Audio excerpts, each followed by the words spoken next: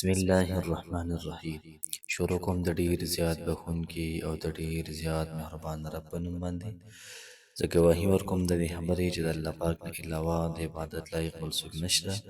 نبی کریم صلی الله علیه و آله وسلم د الله پاک بنده او د الله پاک رسول دی. زما د اسلام ډیرو زیاتو خوږو درنو مسلمانانو خویندورونو، د رمضان المبارک ډیر زیات د برکت والا میاشت او ډیر زیات د برکت د شپې ورځ لا شروع دي. رحمتونه پکې د باران په شانتي مسلسل دا راورېږي. هغه خلک به کامیاب دي چې چا لوحه سم پروت دي، او هغه خلک به نامراد دي چې چا لوحه الټا پروت دي. محترم مسلمانانو، ډیر خلک کمنټ دا دي چې د پېشمنۍ په ټایم کې داسې وظیفه راته وښایه چې دا وظیفه زه کوم، الله پاک زما حاجت پوره کړي، الله پاک زما مشکل ختم کړي. دغه رنګ د مال او دولت پریشانی الله پاک ختم کړي. دغه رنګ الله پاک راته بخښنه وکړي.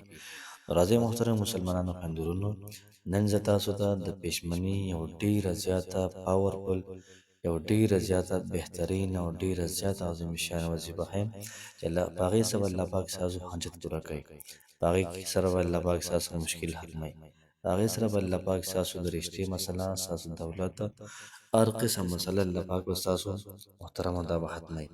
و یاد ساتئ محترمه، موږ چې کله راپاسو پېشمنۍ ته، نو پېشمنۍ ته راپاسو نو تاسو ګورئ دغه ټایم نه د تهجد هم وي.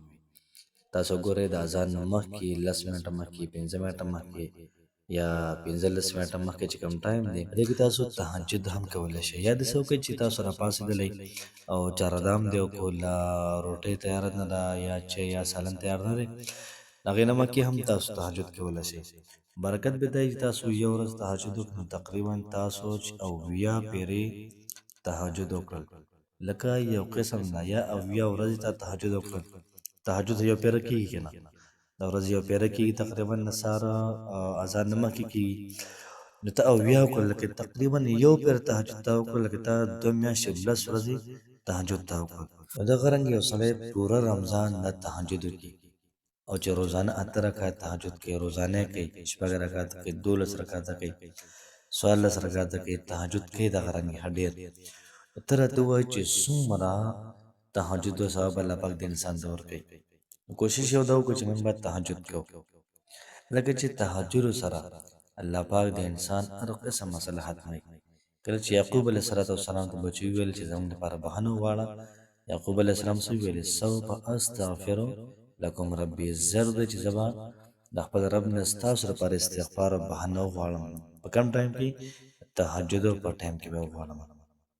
نو تهجد را ټایم دا محترمو د وختو ټایم دی، او په دې ټایم کې سوال دا قبلیږي، او بل الله پاک دنیايي اسمان ته راکوشي.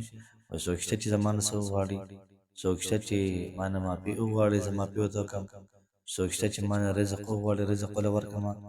دغه رنګ الله پاک محترمو دا راکوزېږي. الله پاک دې زموږ او ستاسو د رمضان مبارک روژې قبول کړي. الله پاک دې موږ او تاسو له تلاوت توفیق راکړي، د روژو توفیق دې الله پاک راکړي. د دې رمضان په برکت دې الله پاک زموږ او ستاسو تمام حاجتونه دا دې پوره کړي. یا الله، څومره کسان پریشان وي، پریشاني ول ختمه کړي. څومره کسان داسې دي چې د هغوی حاجت دی او نه پوره کېږي، ربه تمام حاجات دوی له دا پوره کړي. کوم کسان چې بېروزګاره دي، ربه هغوی ته د حلال او ډېر زیات مزېدار روزګار الله ورکړي. امین ثم امین.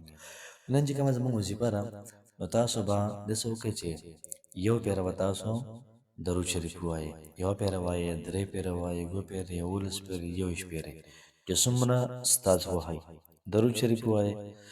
بیا به د هغې نه بعد تاسو 314 پیرې استغفار ووایئ. استغفر الله، استغفر الله، استغفر الله ودې ویلي. بیا به د هغې نه بعد 27 پیرې دا استغفار وي. اللهم اغفر للمؤمنین والمؤمنات والمسلمین والمسلمات، دا به 27 پیرې. او بیا به د هغې نه بعد تقریبا 3 پیرې یا یو پیره یا 11 پیرې استغفار وي. او بیا به د هغې نه بعد دعا وکړي. انشاءالله العزیز چې د سره پاره نه دعا کې، دا به لازما دا به قبلیږي. الله پاک مو خوشحاله آباد ساته. السلام علیکم ورحمة الله وبرکاته.